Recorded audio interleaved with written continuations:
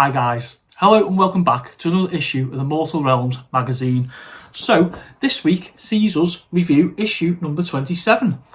So we have models, nice little sprue there guys. We've got three bases, so we're going to have the three models and they are the Storm Sire's Curse Breakers. Okay, so it's basically these guys. So what I'm going to do guys, I'm going to go away, we'll have a look at the magazine, and then I'll build the models and we'll end as always with a showcase. Okay guys, so here we have issue number 27, $7.99, Warhammer Age of Sigmar, Mortal Realms. These are our cover stars. They are the Storm Sire Curse Breakers.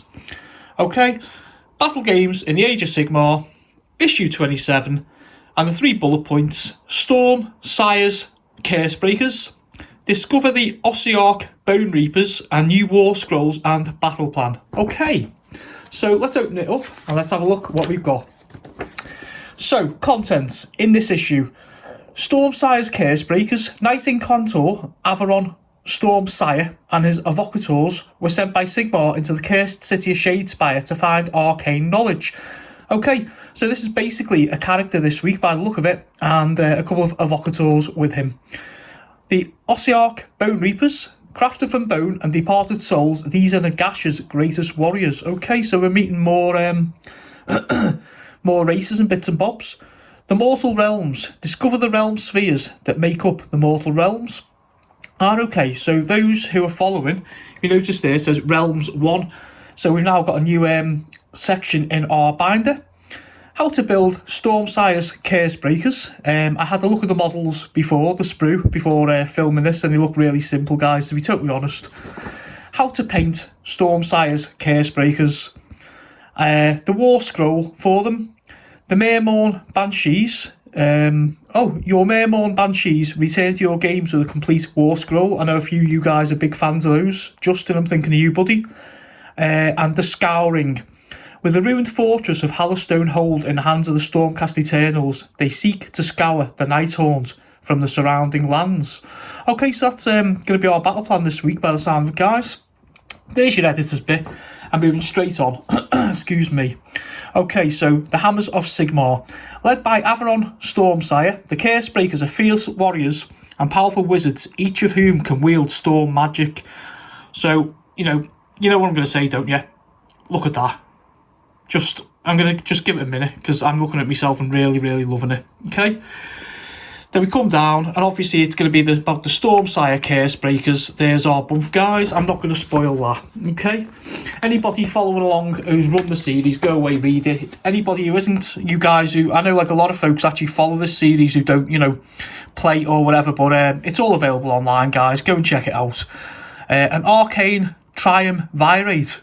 Oh my word, they're going to test me today, aren't they, with some of these pronunciations. So it says, Averon Stormsire is accompanied by 2 of the most learned and skilled evocators in the Sanctosanct Chamber, Amis Dawnguard and Rastus the Charmed. Okay, so there's Amis Dawnguard, and a little bit of bump about him. Averon Stormsire, who's our main character here, and Rastus the Charmed. What a name. I say it every week, don't I? Who comes up with this stuff? Oh, you've got to see this, guys. Look at this fella here. Okay, so this is the Ossiarch Bone Reapers have one purpose: to conquer in the name of Nagash. Look at this. Oh, my word. Okay, and again, it just goes down and gives us some bump about these bad boys. Just, yeah. Sorry for the 2 pause shots this here, mate, but guys, but mate, guys, I'm just I'm just blown away by this issue. Okay, so Soul Animus. Each Ossiarch Bone Reaper is powered by the souls of the dead. Okay, so that's obviously what that is. More cool art. Again, tattoos. I mean, putting copyright aside, and by no means, guys, I'm saying go and rip Games Workshop's art off or whatever, but I mean, they would make some cool tattoos, wouldn't they, Orphean Catacross was once a great mortal general. Okay, so he's another one who's obviously been converted. And then here we have the Mortal Realms, which is obviously the title of the magazine series, but it's going in. Existing in a cosmos of pure magic, the mortal realms are so vast that not even the gods themselves can claim to have explored them in all their glory. They are all vastly different, and yet they are bound together by laws of reality that are almost impossible to break. Okay, so there we go, guys. Realms 1. So this is obviously going to be a big section of the binder, letting us know where they're going. And we see straight away we're going with Ghyran and we're going with Azir. Okay, so these are the two. Oh, sorry, and Shyish. These are the three realms which we've been introduced to so far. I think there are 8 in total, so obviously ongoing. How to build Stormsire's Curse Breakers. So there we go, guys. That's our sprue there. Clipper safety, don't chop your fingers off, okay? And then it's just a little guide on how we make them. And like you can see, guys, they are the normal push fit models. Same again. Okay, and then we go on to how to paint Stormsire's Curse Breakers. Okay, so it's just telling us all the paints we need and how we go about it. Gather our models, gather our paints, and then we flick over, and it's just the by now usual Retributor armour, shows what to do, Rakeland Flesh Shade the same, and then a dry brush. I'm not going to go over it, guys. Please go back and watch previous issues, okay? A little bit of Corax White in there, Cantor Blue, and again showing you step by step, Abaddon Black, Lead Belcher, okay? And I've got a feeling when we turn over, oh no, there's more of it, okay? Khorne Red and the 3 steps, Mephiston Red, which would be a highlight, Rakarth Flesh, which will be there just to dumb it all down again, and says focus shading your Curse Breakers, okay? So Agrax Earth Shade, which I think we got last week.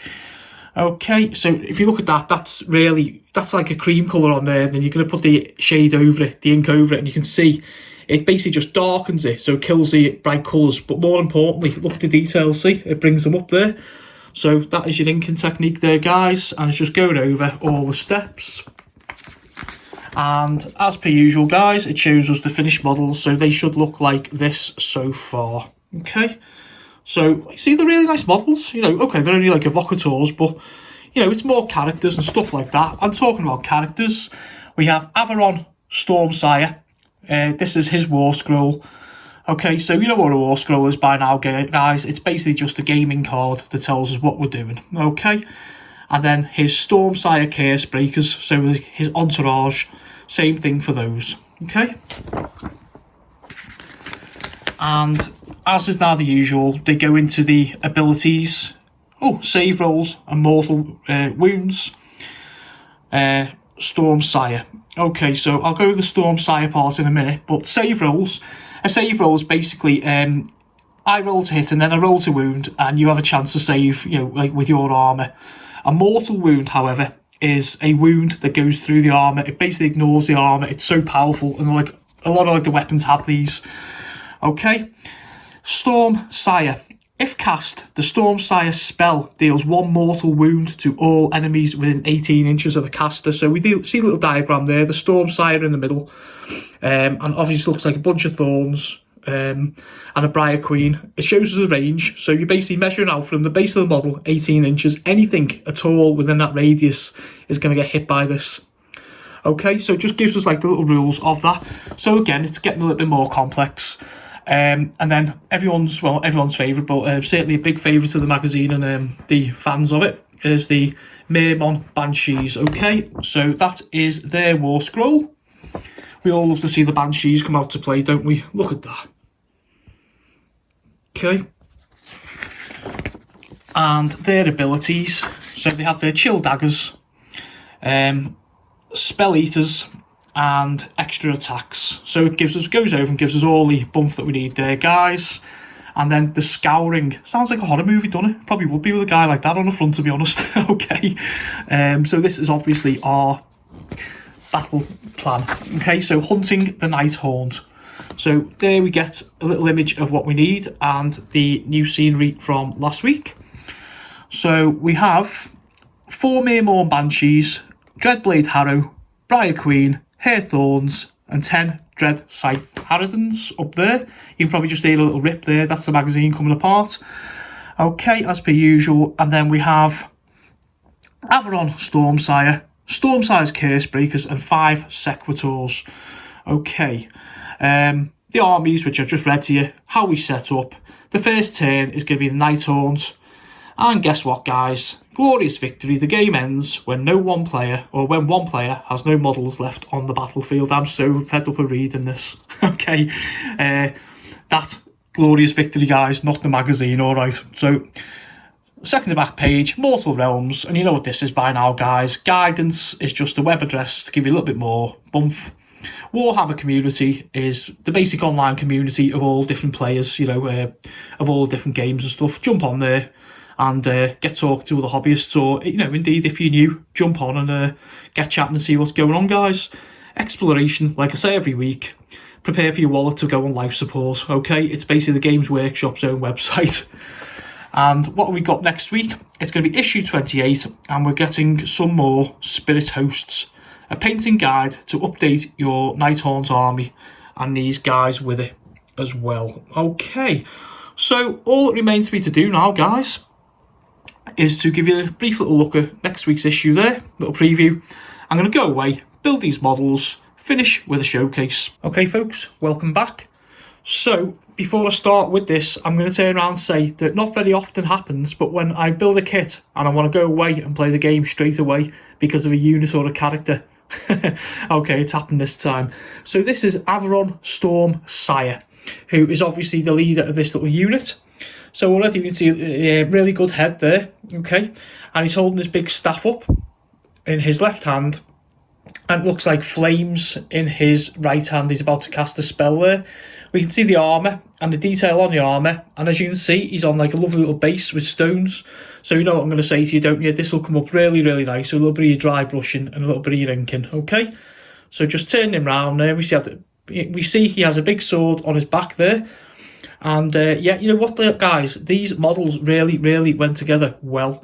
Really, really happy with them. There's one model at the end who I'm going to show you, and I'll explain one little problem that I've got. But apart from that, this is a really, really nice set. Probably one of the nicest sets, rule-wise and model-wise, that we've had in a long time. And I can hear the Nighthaunt players out there, I mean, myself included, screaming out, about it, because some of the Nighthaunt models are lovely, but I mean, these went together well. They're really mega powerful units, and I can't wait to use them on the table. So it's Averron Storm Sire, okay? And his two evocators, Amis Dawnguard. You see him there, again, with the little plinth on his head, and his mask, and he has a staff in his left hand and a big sword in his right hand. Not a great deal of detail on the front of him, but, enough little robes and stuff. And we see he's on the same kind of base again, a scenic base, and then spin him round. And we just have his robes there. Nice little bit of detail there on the belt, little buckle, little pocket and pouch and stuff. Okay, so giving him a last spin there, Amis Dawnguard. Okay, and finally, we have the last one, Rastus the Charmed. What a name that is. I'll tell you what, I'm going to nick that for a D&D character one day, I swear. Okay, sorry, Games Workshop. Okay, so our friend Rastus, again, he has the plume with his gold mask, great big shoulder pads. He has his staff in his right hand this time and his sword in the left hand, aiming out towards the enemy. Again, we see the robes, okay, and we see he's on his little base. I'm going to turn him round. Okay, and again, little attention to detail there on the belt, little robes and little chains hanging off and stuff. Lovely gauntlets. Okay, the one thing I'm going to say to you guys is just be careful if you are building along with this, because when attaching this guy to the base, the actual model's in 7 parts, I think, and he's really, really nice. However, if you notice here, the little boot onto the gauntlet of the foot there was an absolute pain in the backside. This leg, the left leg, pinned in perfectly, as you can see underneath there by my thumb here. However, the other one is without a pin, and it is a join. So to join onto from the bottom of the ankle gauntlet onto the foot where my finger is here. Sorry about all the bits of glue on the end there. Okay, so yeah, just beware of that, guys. You're going to have to stand there and you have to, literally pin this guy like that and hold him for at least a couple of minutes. A little bit of RSI coming in there, repetitive strain injury, maybe a little bit of Sue in a Hachette, or more importantly, Games Workshop. I might add that's a little bit of New Year humour. I really don't mean that, but seriously, guys, just be careful with that join there. Okay, so that is our cohort, Avalon Stormsire, Amis Dawnguard, and our friend Rastus the Charmed. Okay, guys, all that's left for me to do is wish you a very happy new year. Hope you enjoyed this one, and I'll see you next week for issue 28.